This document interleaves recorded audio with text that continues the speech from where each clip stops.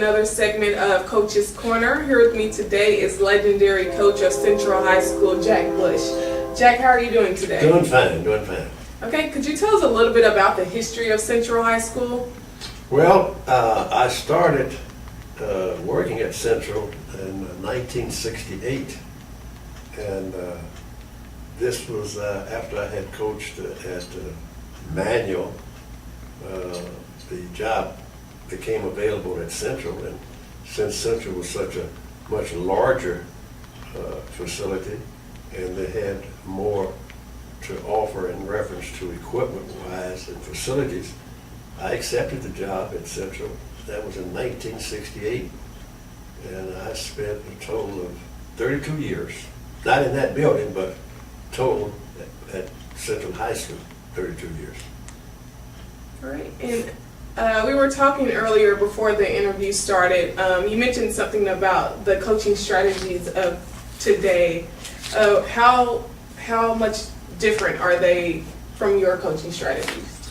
Well, for example, at the beginning when I first started coaching, you didn't have, television was never as big and as it is now, where you could see professional sports or see any outstanding contest per se. And I think as a result, as the years passed, the individuals were able to see basketball played this way, that way. They've seen different offense, different defense, and obviously some of the coaches took advantage of this and indoctrinated it into their program. Okay, and do you think that having those media outlets is a good thing for the athletes? Very much so.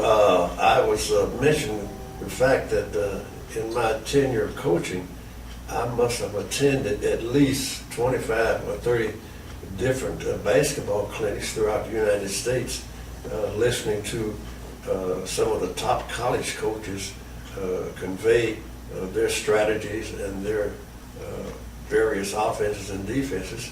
And obviously, you're bound to pick up something that you possibly didn't know before. So I was very fortunate that I was able to go to that many clinics. All right, and what do you think makes a good coach as far as being involved with the student and things like that? Well, he should be a well-rounded individual, an individual that takes the role of the father away from home, because you're working with kids and you expect the kids to abide by your rules and regulations. So you've got to treat them in such a manner that they're going to respect you because you definitely respect them. Right. And do you think there's a big difference between the AAU coaches and the regular high school coaches? Very much so. The AAU coaches are looking for individuals that have already reached their potential per se. In other words, certain skills they possess, and they are looking and working with individuals that have already attained these skills. High school coach has got to teach those skills to prepare him to go into AAU ball. Right. And with all the media about the kids hanging out at the plaza and other things that they don't talk about in the media, the kids are hanging out and they seem like they don't have anywhere to go. How important do you think sports is for kids to have? Very important. If the parents would insist, if the kids are not participating already, insist that they get involved in sports so that it will occupy their spare time and possibly keep them busy to where they don't have time to sit around and think of bad things to do. A lot of the community centers have offered a variety of activities, and the main thing is get your kids involved in the YMCA or the boys club, the girls club, to keep them occupied, and so that they don't have time to sit around and idle away doing absolutely nothing or thinking about something that's that's bad. Okay, and why do you think there's not a lot of kids that are actually going to the community centers and things like that? Do you think it's the parental role, the lack of parental guidance, or? Well, I can't truthfully speak on why they're not going But I do recall that when the boys club opened up, gee whiz, that's where you could go and find half the neighborhood every night or every day or every weekend or during the summer. The boys club sponsored a lot of activities, and they offered a lot of things to do, and they were a blessing. Okay. And from my understanding, there hasn't been a McDonald's All-American player since Derek Hood, who played under you. Why do you think Kansas City hasn't had a McDonald All-American since then? I think the McDonald Company is mad at Kansas City. In let's see, what year is that? Anyway, yeah, 1989, I received a letter from the McDonald Company asking me would I coach their McDonald team, which was going to be played in Kansas City at Kemper Arena.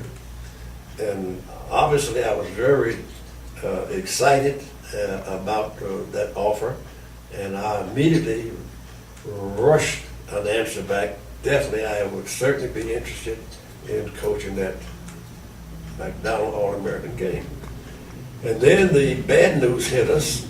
The Missouri State High School Activity Association had a rule that stated that any high school coach that was a member of the Missouri State High School Activity Association could not coach an all-star game. Now, you must realize that the Missouri State High School Activity Association was an association that was solely for white schools. And then when integration took place, we became members, or we were eligible to become members of the Missouri State High School Activity Association. And we had to join because if we didn't, we would not be able to play the schools that are members. So obviously we joined, and we were given that bad news that we could not coach because of a rule that they had set up, no telling how many years back, which we had no control over. So it was very disappointing to Bud and I. All right, Coach Bush, do you think the reason we haven't had a McDonald All-American since 1995 is because of lack of talent, media exposure, or coaching? Or all of the above? Which one do you think that is? Well, I don't think it's any of the ones that you mentioned. I think it's basically the McDonald people.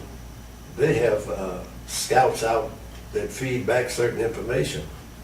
And if we just stop and think, who have we had in the last 5 years or 10 years or whatever that have gone on to achieve any success in basketball at a major college?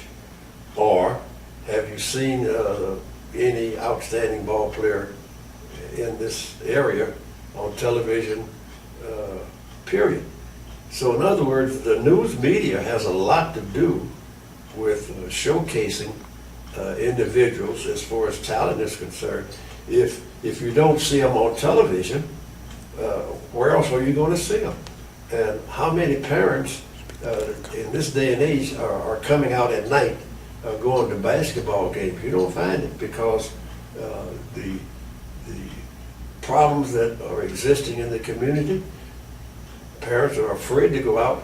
And I'm thinking it's a combination of these things, not taking any talent, any skills or talent away from the ball players, but we just not having the right people see these individuals. And if the publicity, the papers, etc., if they don't publicize these individuals, then people outside the Kansas City area, they never know anything about these people. So they have no one to follow up on because they don't read about them because they're not getting a write-up. Okay. All right, Coach. You may or may not know Cascade Sports specializes in getting good positive footage out to the country about the coaches, the players, and the area schools via the internet, Facebook, and things like that. How do you feel about Cascade Sports?